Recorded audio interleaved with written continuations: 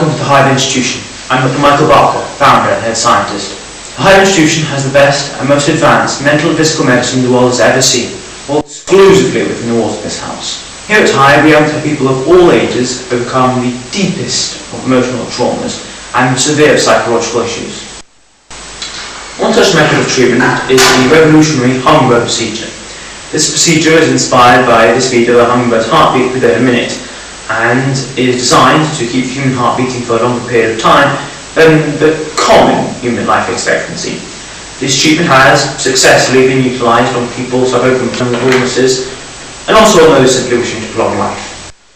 Another method of treatment we have the sleep treatment. This treatment is used to target chemicals in the brain to combat various mental illnesses. Have no fear, all our treatments are years in the making. They've been tested time and time again to eradicate all possible issues. They are perfectly safe. You can place it with us. We're here to help. I was progressed over the years from the 18th street in the 1800s. My name is Ewan, Ewan Prince. I have no idea how to start this, but I guess it would be best to expect at the beginning. Alright, so this house was built in 1784.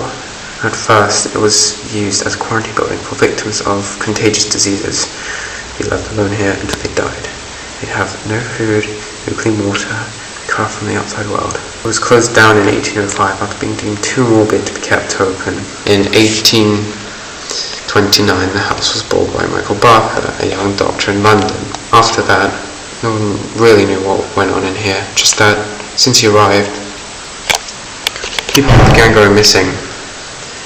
First, it was Elizabeth Barnsley in 1831.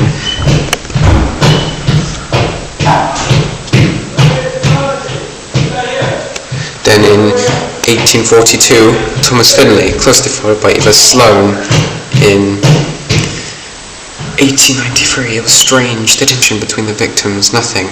October 1921, I decided to investigate. I was working as a journalist for the Chasely Post. I was still fairly new, so I reported minor things. One day, my boss asked me to report something bigger, a real story. He wanted me to write a series of articles concerning the disappearances from over the last 90 years. The rumours that they were linked to Southfield Manor. I couldn't just write it without any evidence. I went deeper into the missing persons cases, looking through newspapers and telegraphs. I uncovered old medical records at the library, dating as far back as 1832 for patient data and remittances. I don't know what year this is. I lost track of the day somewhere in 1923. All I know is that they've been introducing new people for years, but never on this scale. That's what Hummingbird is. It's the power to make someone immortal. This is a warning. This place is not safe. You are not safe here. This is the last chance you have. But if you've seen this, it might be already too late. Are you filming? Good.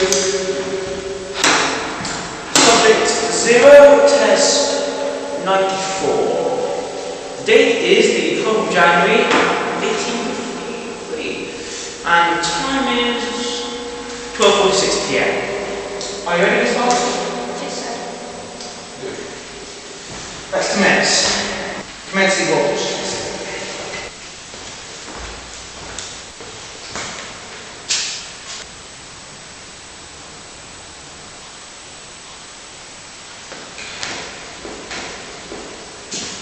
Begin.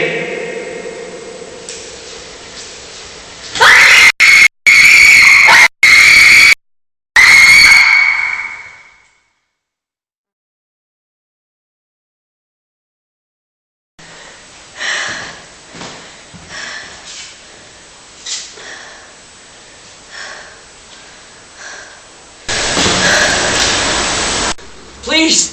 You can't do— On the contrary, I believe she can. But I've not done anything! Justify this! Oh, you know it's against the law. You know it's against the law. We get someone to snoop around. But Doctor! That won't save. Dad! Eva! Not Eva! Fire! No! No! What have you done? I better deal with her. No! Right then. Take the girl, leave the dead one. Elizabeth, help with that. Cease filming. For now.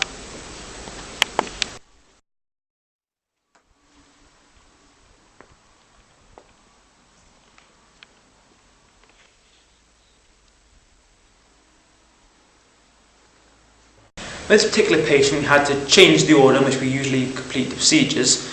This was due to the lasting trauma from her father's death. We started off with the sleep treatment so as to ease her psychological wounds. She took to the treatment well and does not seem to be suffering anymore. Then we started with the hummingbird procedure. This procedure, despite being the most perfected, is also the most advanced and the one that takes the most time. As a result, the patient is left with temporary severe anxiety, and this can make it very hard to keep patient interactions non-violent.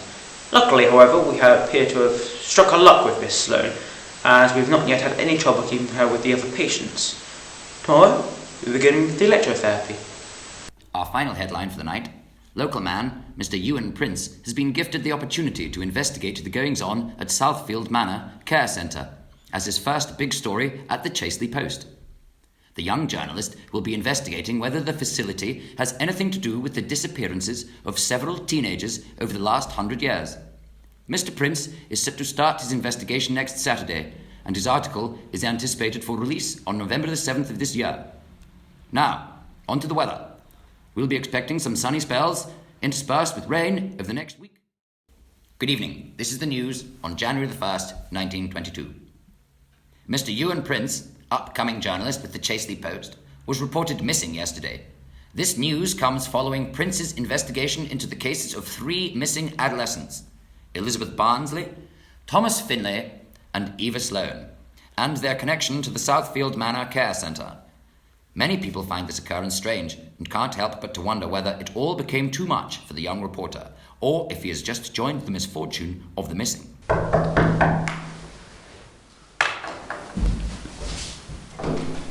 Welcome, Mr. Campbell. Thanks, take a seat. Now, for the sake of the recording, I'm going to explain why you're here today. Is that alright with you? Yeah, that's fine. Okay, excellent. So the current date is April 28th, 1948. Mr. Campbell is here to talk to me about his PTSD from being in the war. Now, you were an exceptionally young soldier during the war, and you lost your friend in the battlefield, didn't you? Are you willing to talk about that? I'd rather not yet. What treatment is there? How do I make the nightmares go away? What's in that room? Now, Mr. Campbell, would you be kind if you had some support? I know you're friends with the lad here, Thomas. Come through, Thomas. There you go. So, what did you see when you went into that room yesterday? I don't know. It seemed like I was being drawn towards where the light was coming from. I told him not to. You were there as well, Thomas. Yeah, I was. Did you see anything? I don't know, it was really dark.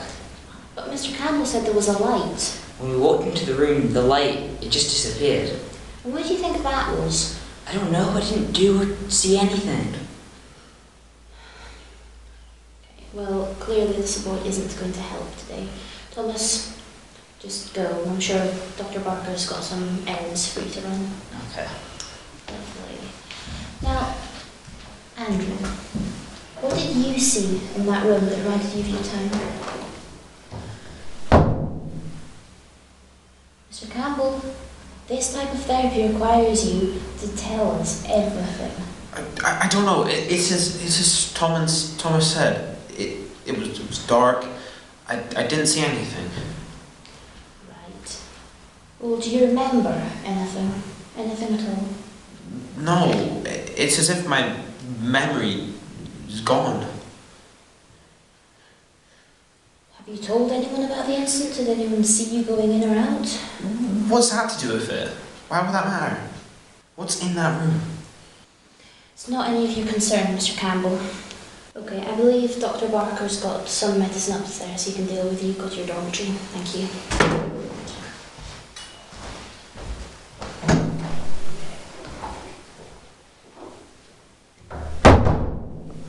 He knows. For now. He remains suspicious. However, he took the drugs happily enough. Are you ready for the sleep treatment? Not yet. I'm going to try break him a bit, mess with his head a little. What, we're going to set up some cameras or? No, use a security camera for now. Then we'll add it to the file. The rest of the test logs are on it. Okay. I don't know. Do you think she can help us? She seems really odd. Hello, Mr. Campbell. Did the drugs that Dr. Barker made you help? I don't remember anything. Mr. Campbell, who are you speaking to? The young boy that lives here, Thomas. Thomas? Who? It's just us in this room, Mr. Campbell. No, he's sitting right here. I'm speaking to Thomas. Okay.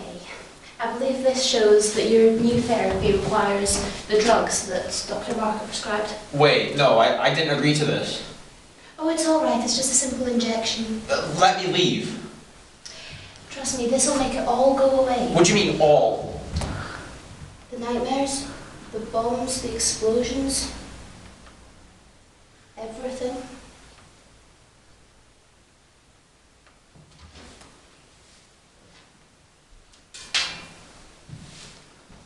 That's him ready for you, Doc. Hello, and welcome to the Director's Cut Moviegoers. I'm Olivia Perry, and I'm Bradley Thompson, the writer of this absolute masterpiece, and one of the actors, and this is my Bradley's second in command, his right-hand man, brother from another... And this is my camera that she keeps stealing, so I guess you could say I'm the most important member of this duo. Oi! So tomorrow we're going to this massive manor house down the main road in Duns. A whole bunch of people have gone missing there. Probably brutally murdered. So the two of us are going to investigate and hopefully get some good footage for our movie. Or just kick out some Victorian ghosts. Hello moviegoers, we're going to start filming when we get there. It's abandoned, so it's probably fine. Probably. Action! Wait, Yvonne, the ghosts are coming after you. Oh no! Breathe. The doors are open. Film it. Cool.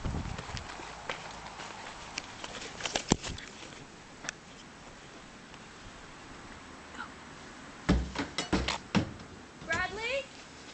Bradley! Bradley! Bradley, help! Help! Bradley! Bradley! Bradley!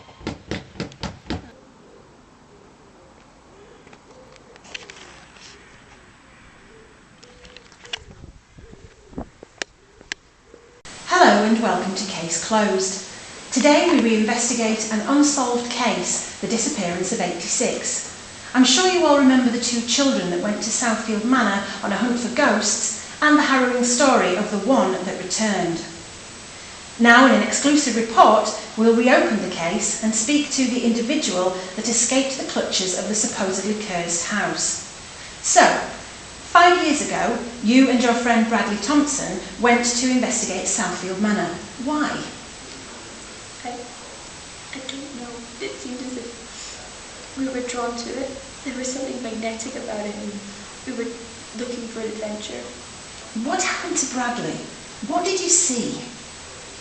He went ahead, and I set up the camera.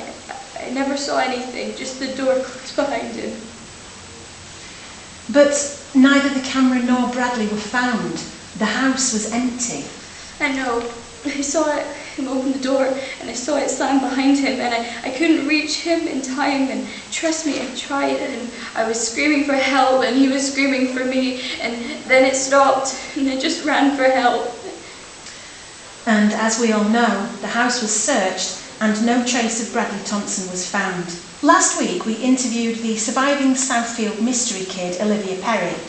After interviewing her 5 years on from the incident and the loss of her friend Bradley, the young woman has been reported missing by her family. This is following a visit to the house where she lost her friend all those years ago. She was last seen heading towards the house in the early hours of yesterday morning. The house, now under the ownership of Miss Rosa Halls, has been searched by local police, and no trace of the woman has been found. If anyone has any information regarding Miss Perry's whereabouts, we urge you to contact your local police department. Updates to come. You have, but if you're seeing this, then it might be too late. You have to get out. You have to run far. You have to run fast. Never look back. For your own sake. Don't let them find you know.